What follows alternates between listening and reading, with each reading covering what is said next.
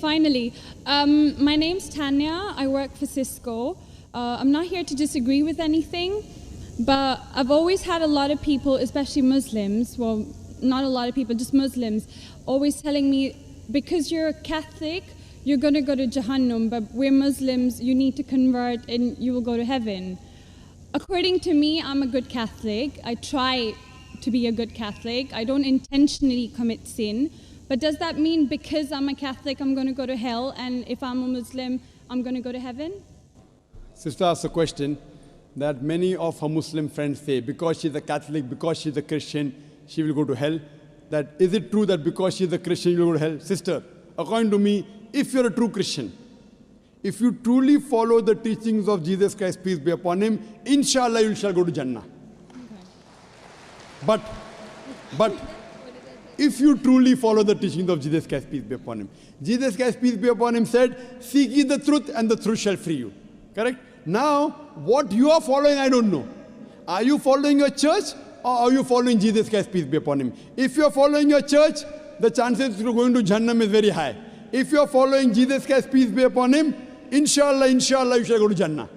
Now, if you read the Bible, there are sayings of Jesus Christ, peace be upon him. I don't know how much you are well versed with the Bible. Now, all the sayings of Jesus Christ, peace be upon him, are in red letter. Are in red letter. Yeah. Sister, do you believe Jesus to be God? Well, I'm a bit confused about that, so I'm not going to get into that. No, I'm asking yes or no. Well, confused God. No, it's not confusion, but I don't want to answer something I don't know. And it's not funny. I'm not saying you know or not. Sister, I'm not saying you know or not. What do you believe, I'm asking? No, I do believe he's God. Yes, yes, that's it. I'm not saying what you know. You may not be able to prove it. Yeah, fine. I do. Sister, I'd like to tell you one thing. Islam is the only non-Christian faith which makes it an article of faith to believe in Jesus Christ, peace be upon him. No Muslim is a Muslim if he does not believe in Jesus Christ, peace be upon him. We believe that he was one of the mightiest messengers of God. We believe that he was born miraculously without any intervention. We believe that he was the Messiah, translated Christ. Yes. We believe that he gave life to the dead with God's permission. We believe that he healed those born blind lepers with God's permission. The Christians and the Muslims, they are going together. But one may ask, where is the parting of ways? The parting of ways is, sister, that most of the Christians, almost all, they believe that Jesus Christ, peace be upon him, is Almighty God. They believed he claimed divinity. In fact, if you read the Bible, there is not a single unequivocal statement. There is not a single unambiguous statement in the complete Bible where Jesus Christ, peace be upon him, himself says that I am God, or where he says worship me.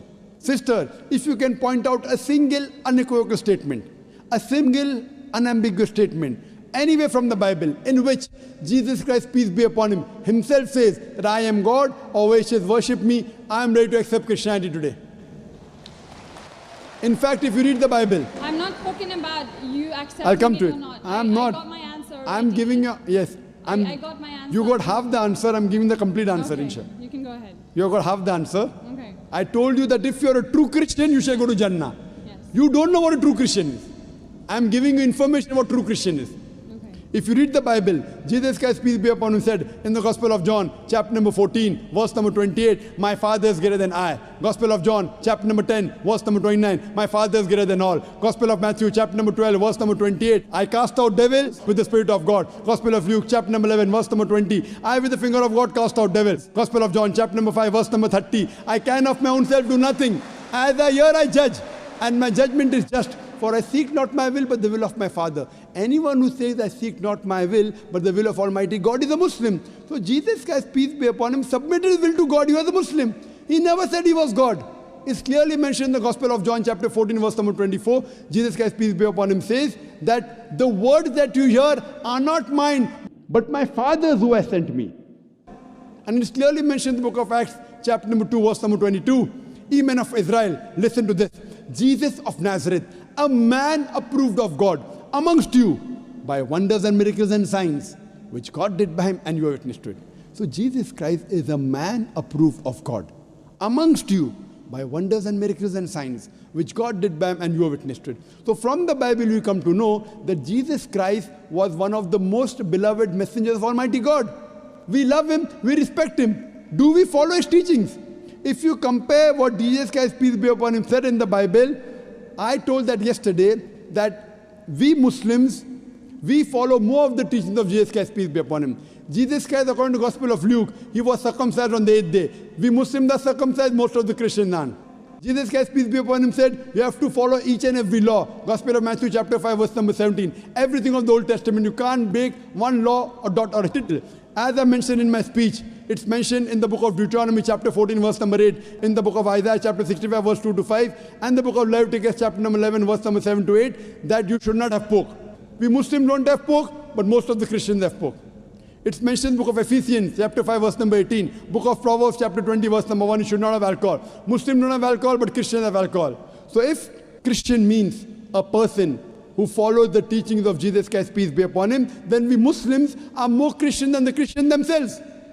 So if you become a true Christian and truly follow the teachings of Jesus Christ, peace be upon him, said in the Gospel of John, chapter number 16, verse number 7, it is expedient for you that I go away. For if I go not away, the Comforter shall not come. For if I go, shall I send him. It's mentioned in the Gospel of John, chapter number 16, verse number 12 to 14. Jesus Christ, peace be upon him, said, I have many things to say unto you, but ye cannot bear them now. For he, when the Spirit of truth shall come, he shall guide you unto all truth. He shall not speak of himself. All that here shall he speak.